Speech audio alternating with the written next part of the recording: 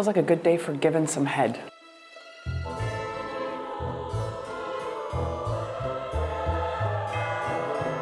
I've got ganache up my nose. I got it all over my mirror.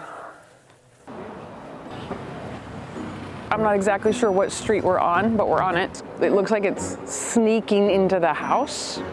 So pretty, I love that. Walking around, I'll see stuff like this. What the fuck is this? I don't know what that is, but I like it so much, I'll immediately think, how can I make that into a cake? I'm already plotting. Pipe some meringue, tint it like light tan, gray, brown, and like pipe that meringue and then let it dry out and then like line it around a cake. Like literally everything is, for me, translates into cake. How can I make that into cake? This is my daily life. The dedication to the decorations, then the street itself is so pretty. No decorations, I still love walking down the street to see what people are doing in their yards because it's pretty spectacular and I get a lot of cake inspiration here. I love it. This is so fucking cute. I love it. They're like, let's just go get pumpkins, drop them from the sky in our billowy yard. Oh, I love it. Well done. I give you a 10. So well done. This is so fucking pretty. Look at all the head. Such good cake inspo. Well, I love these. I want to make a cake like that, but like with my style, right? So definitely some good head, some good eyes. You got to have good eyes for good head. You know, you got to know what you're doing. The dedication here is amazing.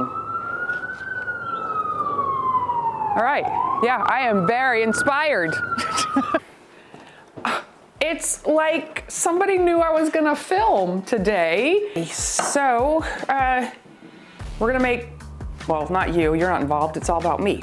Gonna make some pourable ganache. And what makes it pourable is adding some corn syrup because it keeps it shiny and doesn't set up firm all the way. And I wanna know how to pour it because it's apparently very hard for me. 2 parts white chocolate to 1 part heavy cream is the formula for this bowl. And white chocolate's white chocolate, which is actually a byproduct of making chocolate. So just get whatever the hell you want. It's fine.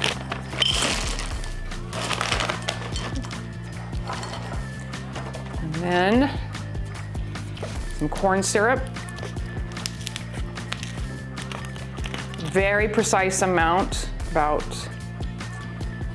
3-ish tablespoons. That's it, that looks about right. Now we just wait for this cream to bubble up and boil. So that's it, we literally just wait now.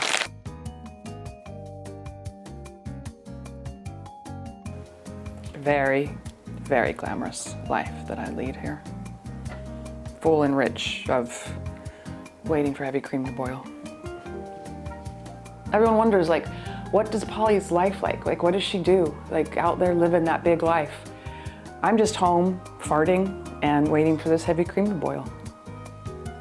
I often get asked, how do you have such good head? I took a class. So worth the wait.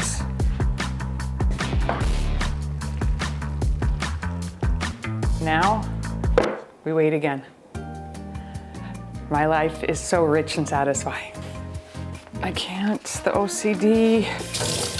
When I worked at Le Cirque, the rule was, there were a lot of rules. There were a lot of rules at Le Cirque. But you have to cook clean so your food is clean. Even though I am a filthy, filthy, filthy girl in all the right ways. I like my kitchen clean. My KitchenAid is my lover. As I caress it. I'm gonna lift this and whisk. That corn syrup's really sticking there. That is the one thing about living down here. I do hear a lot of sirens, but I don't give a shit. Oh yeah, here we come. Here comes this ganache. But this is a pourable ganache. So now I'm gonna add this coloring for my flesh ganache. A little bit of blush.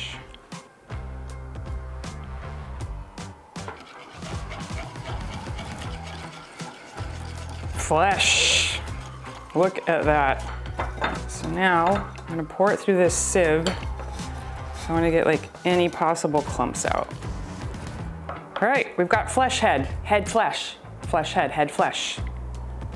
All right, now I'm gonna show you my super secret ingredient to the best red velvet cake you'll ever try. Yeah, it's a box mix in Polly's place, and I'm good with it, and you should be too. And it all started with young Polly. My experience of growing up very, very poor on welfare, the only thing I could really afford to get to make a cake was cake mix. They cost very little, and all you needed was an egg and oil. So I have a real soft spot in my heart for cake mix. And I also was brought up Jehovah's Witness. I was never allowed to have any birthdays, and so my entire world now revolves around cake. I like cock, I like cake. I should have made a cock cake, so I did. Back to the show. One thing I do differently is I add buttermilk instead of water to it. I don't use vegetable oil, I use olive oil. Instructions as per the cake box. You want to put your wet ingredients in the bowl first.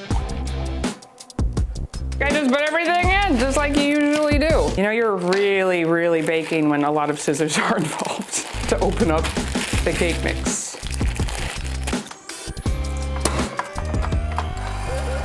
Like this, it's like, it looks like guts are happening. Really, like, you know you're gonna have really good head when you've got a lot of red guts in your KitchenAid.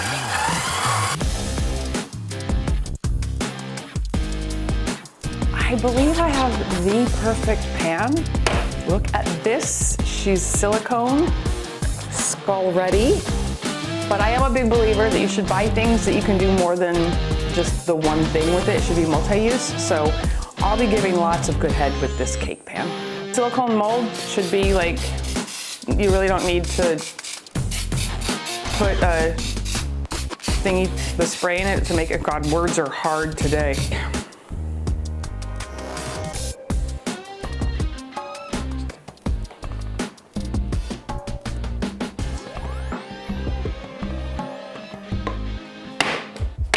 Again, another reason why I give such good head. I'm all about research and finding out what the best method I can speak is to giving good head.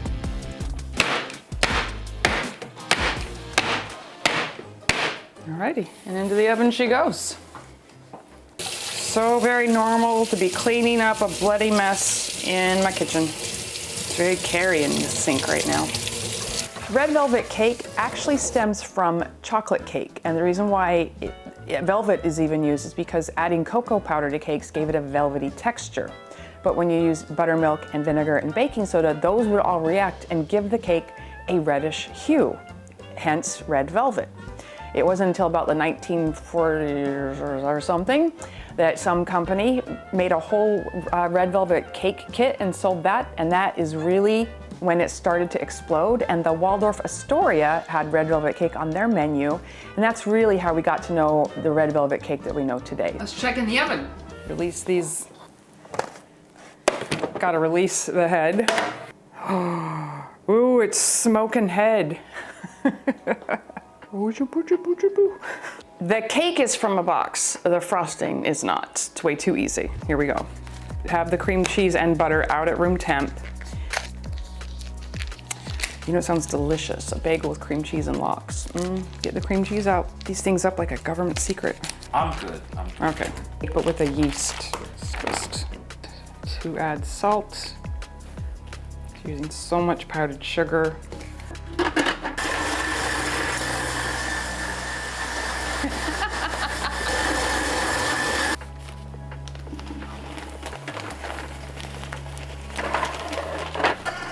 A tip so that when you're mixing, the powdered sugar doesn't go everywhere. If you're a little bit of a clean freak like myself, I'm not mad at you, I'm mad at the dirt. Put a towel over it. There you go. Keeps the dust in, except that part.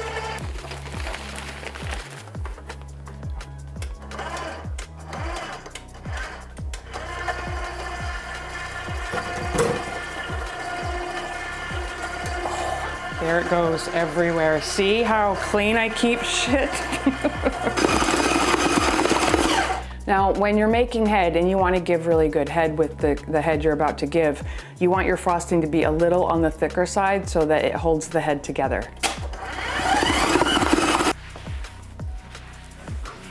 I cannot even, like, it's really, I don't know how to be comfortable. Like, if there's dishes or there's something I have, no, like, I can't, but I'm fine, I have no issues. Everything's good here.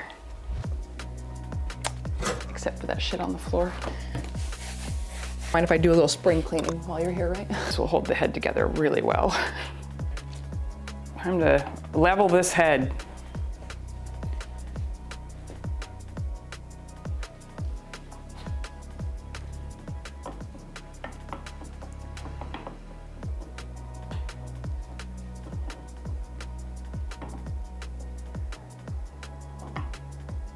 Oh, that looks so freaky, I love it.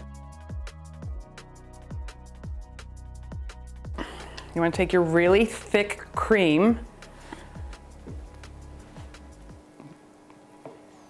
because you want to make sure your head has just the right amount of thick cream, so everyone's happy. You should look up at me while I give head. That's how it works. Make sure all the seams are together. Now I'm gonna put the head in the freezer, because I need the head to get really good and hard so I can really handle it.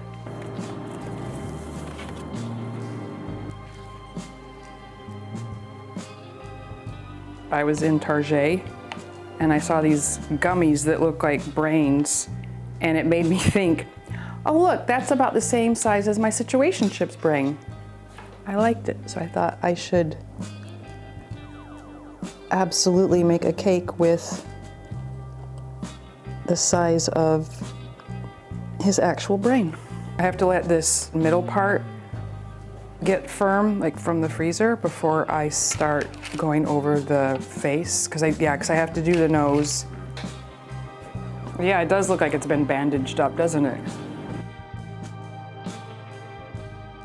The nose, because this is my head, I want him to have some nose.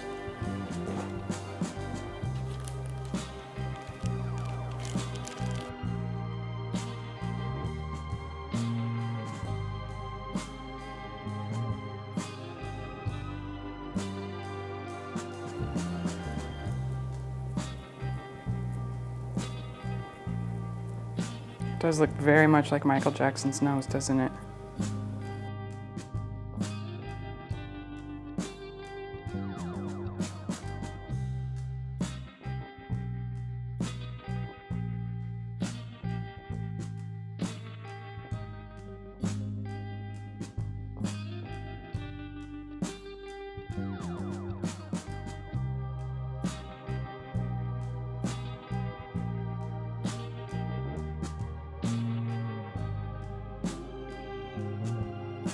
What I'm gonna do now is I want to cover up as much as possible any of the cake that is showing, because I want to be able to pour the ganache over it and it just has that flesh color.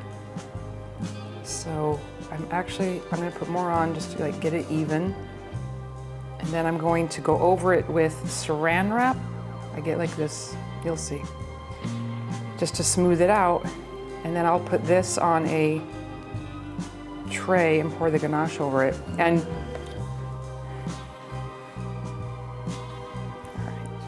so I'll put this in the freezer and then set it up to pour the ganache.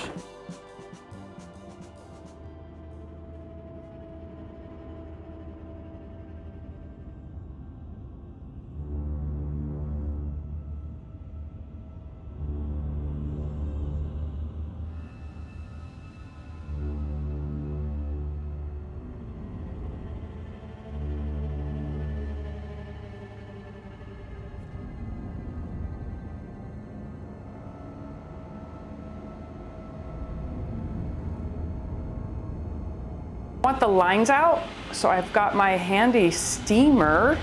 It's gonna heat up, and I'm gonna just steam the head now.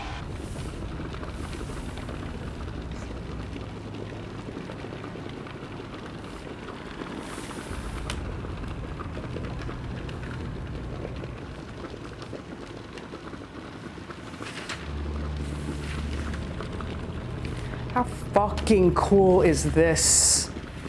Fucking hell, I love making cakes. Who doesn't have bags of eyeballs and brains in their cupboards? Let's do David Bowie eyes, 2 different colored of eyes. Yes, yes. So I want him to kind of be looking up where the bite will be.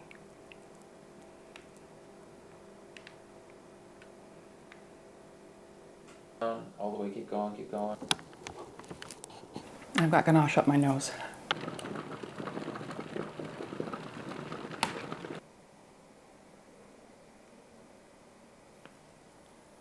I love it. When picking your brain goes really wrong. You know what would be super cute if you got like, can we get like a picture of me like? That's the thumbnail, right? Okay.